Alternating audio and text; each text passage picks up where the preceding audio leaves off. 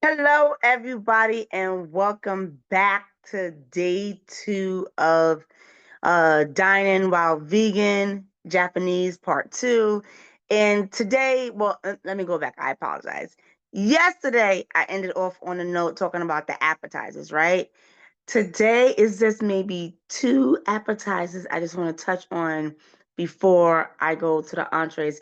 And before I get to the entrees, just in case you miss it, my name is Khay Vegan. Welcome, welcome, welcome. I'm so glad you have joined my channel. And I'm excited that you are serious about taking your vegan journey to the next level.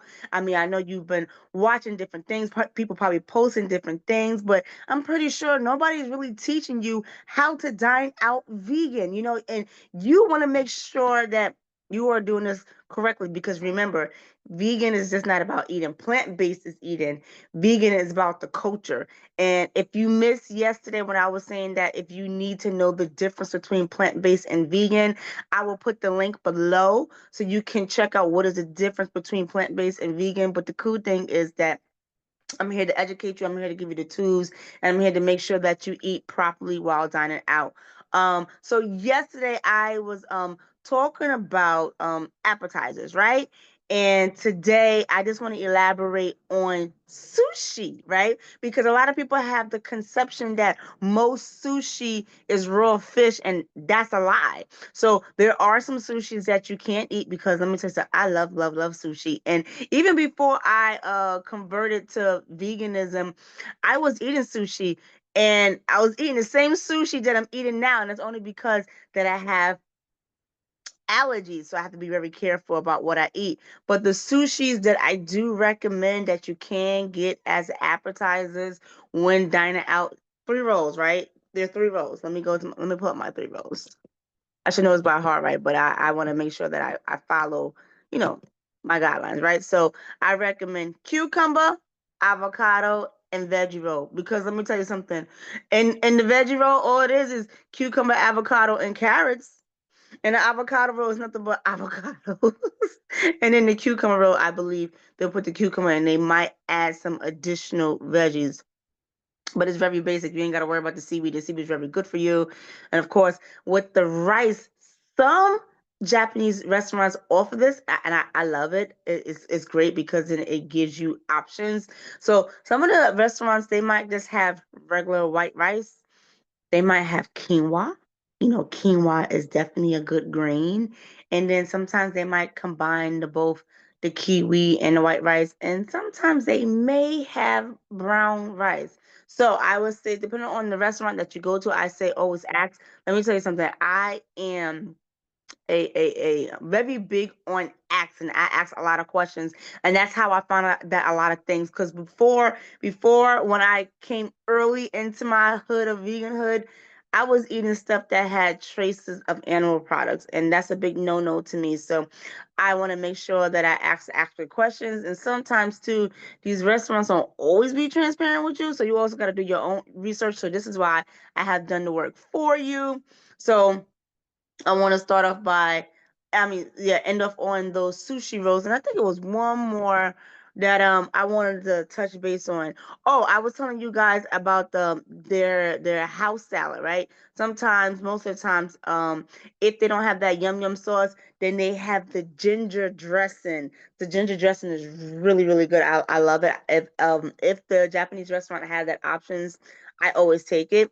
And then also too, seaweed salad. Seaweed salad is really good. Like its primary consists of vinegar, soy sauce, sesame oil, sugar, pepper flakes, ginger, and garlic, right? And then sometimes they might add oh, that's it. That's the main ingredients. I was gonna say I think sometimes they might add like carrots and things like that, edamames and things like that. Just to make the salad fulfilling. So that is a good option too. So you got some good options when it comes to appetizers. They may be cold, but one thing that I do love, if they are cold and you want something warm in your stomach, I always recommend the tea. The tea is really good. I don't know about you, but I have mastered to drink my tea plain with no sugar. And I also have to tell you too, for you guys that love honey, honey is not vegan. So, your options when you're home, I'm pretty sure they don't have this in a Japanese restaurant. When you're home, you can use agave as sweetener, and you can also use dark brown sugar, or you can use raw sugar. Because I have to tell you, regular white sugar is not vegan. And let me tell you why, because this is on topic, because you might go to the restaurant and you might order that tea and you might put sugar in your tea, but I'm going to tell you right now, white sugar is not vegan, and it's not vegan because naturally when sugar is made it does have a brown color. So when in order for the color to be removed, majority of the time they put a bone marrow. Where does the bone marrow come from? Comes from an animal. So they take a bone marrow and they absorb and take the color away, and that's how sugar gets its white color, along with white rice and things like that, right? So sugar is not vegan. So you need to know that, right? All right. So let me go back since I'm done with the appetizers. Let me go into this is big, right? Because I know a lot of people love this. A lot of people love this. And I'm sorry to bust your bubbles, but I mean, you can make your own decision after I educate you. But let me tell you something. Hibachi. A lot of times, if you have an allergy or if you're allergic to something, the chef, 9 times, 10 times out of 10, they learn to separate what you're allergic and what they'll make for you. So if you tell them up front, hey, I am a vegan, can you make my food first? That is great. However, I know sometimes in their sauces, like when they're putting the sauce on a hibachi, and you have to ask questions because every Japanese restaurant, for the most part, they will add this, right? But some restaurants say, you know what, this is not our culture, this is not what we're like, so we don't add these types of flavors and stuff in our food. A lot of times they add fish oil, and that's why you have to be very careful when you're dining out in Asian cuisine because they love using fish oil, and that comes in different ways. It's what is it called? Oyster sauce, um, Hoisin. That's housing sauce. The actual fish sauce itself. But like I said, it's disguised. Some of these sauces have anchovies in it. You know what I'm saying? What is that? Fish. So I would say, if you're going to do hibachi, of course you're going to do the vegetable hibachi. You have to be very careful. Me, I wouldn't recommend it, but if you're a big fan of it and you like it a lot, it's okay. And I have to say this too, right? I'm pretty sure you notice when the chef is cooking hibachi towards the end, right? They make sure that the plate is hot, right? And then they'll put the cold water and then they'll kill it off. So as long as the oven is 500 or more, because that's what the heat rise to, it will kill the germs off of it. But still, I'm kind of like, ew. So so for me, I just don't do it. And like I said, sometimes people, you gotta catch people because not everybody. Sometimes, let me say this to you too, right? I have to say this. Sometimes when you even toss the word vegan around, people don't have the full understanding of vegan. I swear. Let me just tell you a quick story, then I'll get back telling you the rest of the menu. I went to a restaurant one day and I asked the young lady, "Can you please let the chef know that I am vegan?" She was like, I'm sorry. What does that mean? So 9 times out of 10, these places don't even know what vegan means. But let me tell you something. I am so blessed, guys, that sometimes when I go to certain spaces and places, and if I tell them that, they were like, "Oh, the chef is vegan, so he knows." And I'll be like, "Yes, God."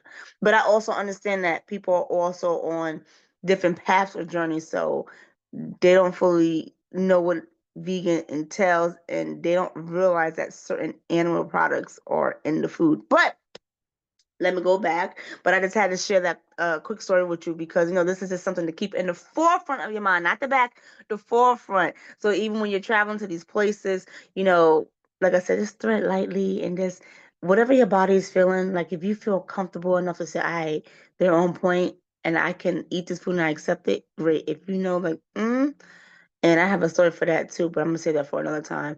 Let's go ahead and say no, right? So with the hibachi, as long as they're willing to make it first for you, then I say go ahead and go for it. As far as anything else on the hibachi list, it's a no go because all of that stuff is meat, and shrimps, and salmon, and all the stuff that we don't eat because we are now with the cause, and the cause is to make sure that we stay right and not consume any animal products, right? So when it comes to, let's see, I touched base on the sushi, touched base on the hibachi because the hibachi is really big. Let's go to sides real quick, right? Sides, right? When you're eating like side noodles, side fried rice, and side white rice, and side vegetables, those are the things I want to touch base on. When you're eating fried rice, um, again, just ask them, and you have to ask this. This is when they're not doing hibachi. This is when they're actually making things in a pan, right? When you are asking for like side noodles and they cook the noodles in a wok, you can ask them, can you please cook the noodles in the wok? And you can say, can you, hmm, maybe just add some soy sauce because a lot of times they will add those sauces that I told you about, those housing, those sesame, and they gotta have all different types of stuff. So you have to ask the waiter, what exactly do they put in those noodles? So as long as the waiter, sometimes they will go to the back and they will ask questions. As long as they are willing to ask those questions for you, then I think that's a great thing. You know what, guys? I came up here and I didn't put nothing on my list. My list is all dry. Why y'all didn't tell me? I'm over here talking to you, and I don't got nothing on the list. Like that's bad, right? That's bad, right? Let me just do something real quick. I wasn't come ready, and I knew I forgot something, right? So going back to the noodles, I would have definitely advised to ask the waiter what exactly do they put in their noodles, what type of sauce, because you want to thread lightly on that. And then sometimes too, I know like they like to add like carrots and cabbage and um what's that other stuff that I love? It's at the tip of my tongue. I can't think of it, guys. It's another vegetables that they put in the fried noodles and stuff like that. It'll come back to mind, but I just definitely advise this for you to speak to your waiter or your waitress so that you can find out exactly what are they putting in it. As far as fried rice, um, again, just be careful with the sauces and just make sure that you recommend, hey, can you please cook this in a pan for me? Because sometimes when you go to some of these places, they will cook your food on the grill with other meats and stuff like that, and you don't want that, right? And white rice, the one thing I love about white rice in most Asians cuisine is that they cook it in a steamer. And 9 times out of 10, all they're doing is water and salt. So that's like the safest thing. That is the safest thing that you can ever eat at an Asian restaurant when it comes to rice. You ain't gotta worry about the rice being cross contaminated, But I also say too, depending on your spice level, because I love spice, but I also know that I have to eat it in moderation. I have to be careful. You in order, like if you want some flavors, they do bring the flavors, but I say just be careful. Just just be careful. So I forgot one thing, and I'm pretty much done with this part, and then tomorrow I will finalize eating out cuisine Japanese, right? One thing um I had on my list and that I saw. I did talk about the tempura with you yesterday. It was something that I saw that I wanted to make sure. Oh, dumplings. Dumplings. You can't have that as an appetizer, right? But you have to get the steam one. The steam is the only one that's closest to safe to like, that is okay. Of course, you can't get fried because they put it in oil with the other stuff, and we don't want that. So I hope this information was helpful for you today. I hope this gives you an idea how you can be creative when you are going to these restaurants. Like for me, like 9 times out of 10, when I go to these restaurants, I already know what I want, But if they have something on the menu that catches my eye and it has the word vegan in it, I'm going to tell you to please ask questions, to please elaborate what makes it vegan. And again, I just want to give you, I don't want to discourage you, but I want to give you a quick story on that some of these places, um, they everybody does not know what the word vegan is. Maybe the chef may know, and the waitress don't know. Maybe the waitress know, and the chef don't know. But sometimes, like I said to you, I want you to keep this in mind. And like I said, the safest way to do it is to make sure that you get your food cooked in a separate pan or a wok. And I have to say this, sometimes, like I said, they will say something is vegan, but if they have it around other stuff that's non-vegan, like I said, that's my only thing. But like I said, you can ask, it doesn't hurt to ask. And when you are going to a restaurant, things like that, because they have the capacity of making food, fresh and custom to order. They're willing to work with you. Some restaurants, I'm gonna throw that disclaimer out there. Some restaurants, but they're most of the times they're willing to work with you. So I hope you guys found this information helpful. I would love to hear your feedback. I would love to hear your thoughts. Let me know below. And then, like I said earlier, if you're not sure the difference between plant-based and vegan, I'm going to drop the link below so you can take a look at that video so you will know what you're getting yourself into. Even if you start at plant-based, I still commend you. This is great. But now moving forward, you already know what it looks like when it's vegan. All right, guys. So I will see you tomorrow.